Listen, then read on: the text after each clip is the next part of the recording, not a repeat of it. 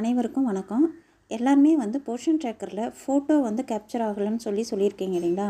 அது எப்படி சரி பண்ணணும்னு சொல்லி தான் இந்த வீடியோவில் பார்க்க போகிறோம். இப்போ செட்டிங்ஸ் இருக்குது இல்லைங்களா, இது வந்து சென்ட்ரு மொபைல் தான் நம்ம ஆஃபீஸில் கொடுத்துருக்குறாங்க இல்லைங்களா, அந்த ஃபோனில் தான் நான் இப்போ சொல்லிகிட்ருக்கிறேன். செட்டிங்ஸில் டச் பண்ணுங்கள். செட்டிங் டச் பண்ணிங்கன்னா இங்கே அப்படியே பார்த்துக்கிட்டே வாங்க. இங்கே வந்து ஆப்னு இருக்குது பாருங்கள். இந்த ஆப்னு இருக்கிற இடத்துல வந்து டச் பண்ணுங்கள். இதில் வந்து நம்ம ஃபோனில் வந்து என்னென்ன ஆப்ஸ் இருக்கோ அது எல்லாமே வந்து நமக்கு இங்கே ஷோ ஆகும். இதில் வந்து போர்ஷன் ட்ராக்கர் ஆப் எங்கே இருக்குதுன்னு பாருங்கள். நம்ம ஃபோனில் என்ன ஆப் இருக்கோ அது எல்லாமே இங்கே நமக்கு காமிக்கும். இங்கே பாருங்கள், இதில் வந்து போர்ஷன் ட்ராக்கர் இங்கே இருக்குது. இந்த போர்ஷன் ட்ராக்கர் ஆப் டச் பண்ண பிறகு நமக்கு வந்து இந்த மாதிரி ஷோ ஆகும். இதில் வந்து பர்மிஷன் ஃபஸ்ட்டு வந்து நோட்டிஃபிகேஷன் அலவுடில் இருக்குது. அடுத்தது பாருங்கள் permission.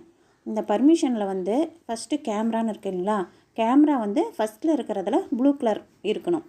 Allow only while using the ஆப்னு இருக்கு இல்லைங்களா, அந்த ஃபஸ்ட்டில் இருக்கிறத ப்ளூ கலரில் இருக்கான்னு செக் பண்ணிக்கோங்க. அடுத்தது வந்து ஃபைல்ஸ் அண்டு மீடியா, அதுலேயும் வந்து ஃபஸ்ட்டு வந்து அலோ அக்சஸ் டு மீடியா ஒன்லின்னு இருக்கணும். ஃபஸ்ட்டில் இருக்கிறது தான் ப்ளூ கலரில் இருக்கணும், அதுவும் பார்த்துக்கோங்க.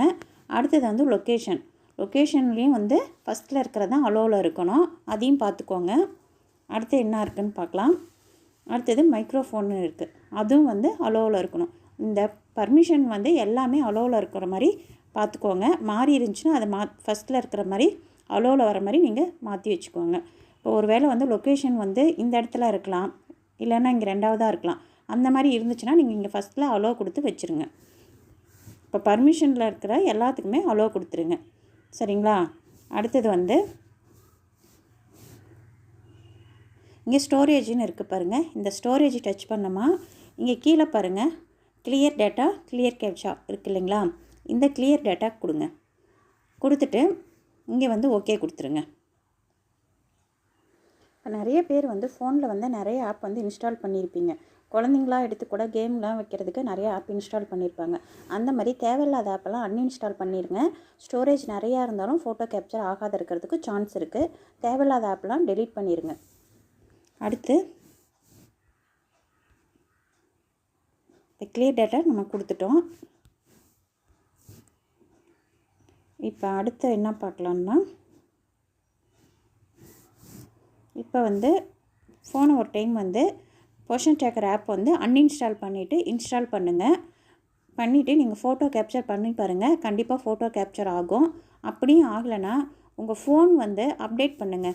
ஒவ்வொருத்தருக்கு வந்து பாருங்கள் சாஃப்ட்வேர் அப்டேட்னு கேட்கும்.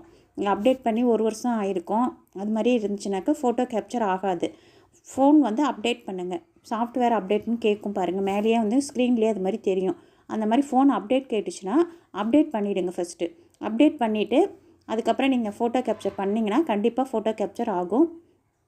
இந்த செட்டிங்ஸ்லாம் மாற்றிட்டு நீங்கள் அன்இன்ஸ்டால் பண்ணிவிட்டு இன்ஸ்டால் பண்ணி ஃபோட்டோ கேப்சர் அப்பவும் வரல அப்படின்னாக்க ஃபோன் வந்து அப்டேட் பண்ணுங்கள், கண்டிப்பாக ஃபோட்டோ கேப்சர் ஆகும். நன்றி.